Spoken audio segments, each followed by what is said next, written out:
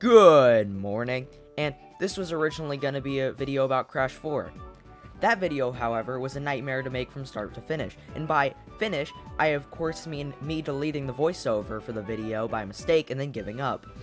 Anyway, let's talk about my lack of artistic ability, the new format for my thumbnails. It may look, bad, but it's better than my old ones. I hope. Also, there's me on this thumbnail, and I'm not wearing a mask and sunglasses because I don't want to show my face. Obviously. But because I want to mask my lack of ability to draw faces. Wait, maybe I should have gone with the first excuse. This is surprisingly a much better game than one would anticipate. I might even say that it's better than the original Crash Bandicoot game on PS1.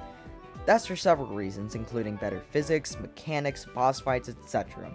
But that may not be as convincing as to why it's better than one of the most acclaimed and one of my favorite platformers of all time.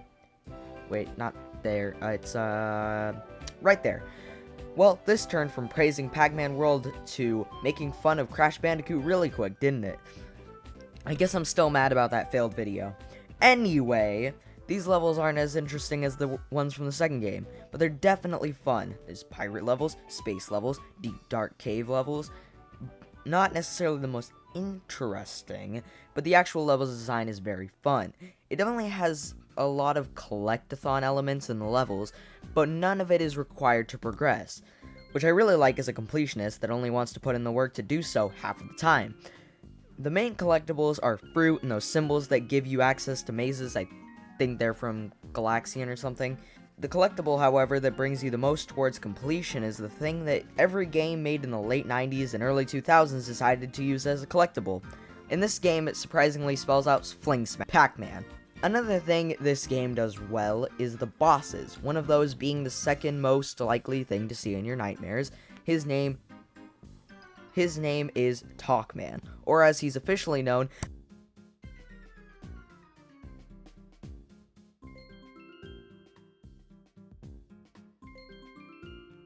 that's gotta be a joke, right? Anyway, there are other bosses in the game that are all really interesting, but Talkman is the main bad guy of the game. Anyway, now to talk about the thing I have to talk about in every game review of mine, the back of the box, the music. It's okay.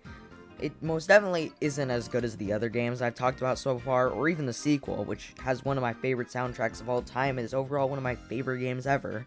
Even another game which I love and need to speak highly about in this review, Crash Bandicoot 1, has a much better soundtrack and came out 3 years prior. It even at some point sounds like Pac-Man World has more compression in the music sometimes. But then Pac-Man World 2 beats out some Crash soundtracks, the piece is now restored. I'm sorry I keep talking about Pac-Man World 2 a lot, it's just a better game and I'm excited to talk about it. Now I want to talk about controls after my signature music tangent. The controls in this game are really good.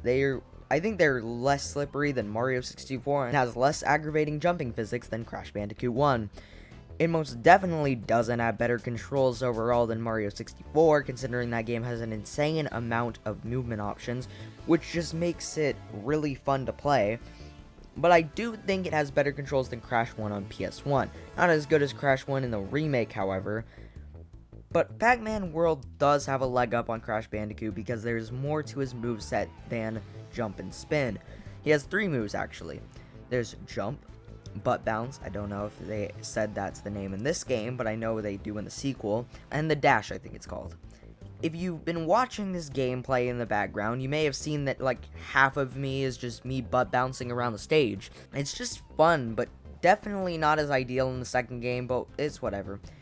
Anyway, that's mostly what I had to say about this game. It's a 32 out of 39 on my signature scale. And thus concludes my first reveal in the Pac-Man Marathon, consisting of this game, the sequel, and Miss Pac-Man Maze Madness.